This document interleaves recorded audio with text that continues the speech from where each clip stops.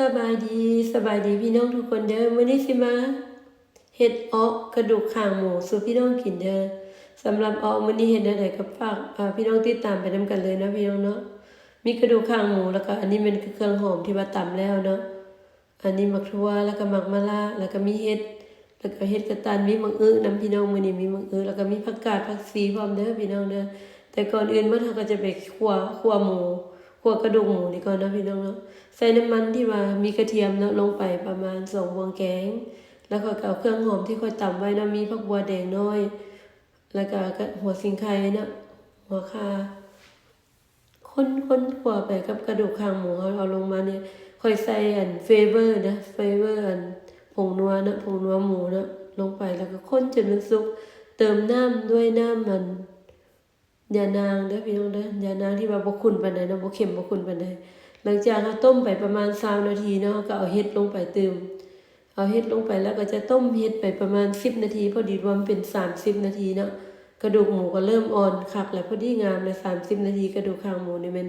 มันกินสบายพอดีงามบ่อ่อนแล้วก็บ่หยาบหลายเนาะพอดีเลย หลังจากนั้นเราก็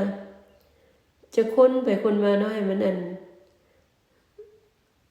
เฮ็ดมันทั่วถึงกันสุกคักแล้วก็เอาน้ำมันข้าวเบื่อที่ว่าเฮาตำไว้เรียบร้อยเนาะมื้อนี้ข่อยจะบ่ได้ตำข้าวเบื่อใส่มะเขือเด้อข่อยจะตำแต่ข้าวเบื่อละๆแล้วข่อยก็จะเอามะเขือมาลงไปมะเขือลงก่อนเนาะใส่ปลาแดกหยอดลงไปเด้อปลาแดกกับเฟเวอร์เนาะเฟเวอร์นี่เฮาซิมเอาเด้อเฮามักนัวสำาใดเฮาก็ใส่เองเนาะเฟเวอร์นี่ใส่เท่าละน้อยไปเพราะว่า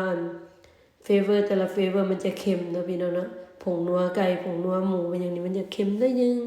อันนี้เป็นผักที่ว่าเฮาเตรียมไว้เนาะผักกาดกับผักชีหลังจากมะเขือค่อยสุกเนาะมันจะอ่อนได้แล้วก็เอา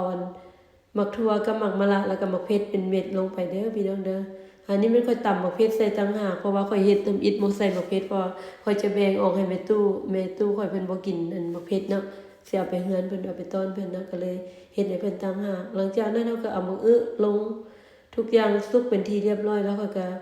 ชิมรสชาติแซ่บนัวแล้วค่อยก็ใส่ผักเด้อพี่น้องเด้อใส่ผักนี่ปึ๊บเดี๋ยวค่อยก็คนไปคนมา 2-3 บาทแล้วเขาก็มอดแล้วได้พี่น้องค่อยบ่ได้ให้ผักเปื่อยเด้อพี่น้องเพราะว่า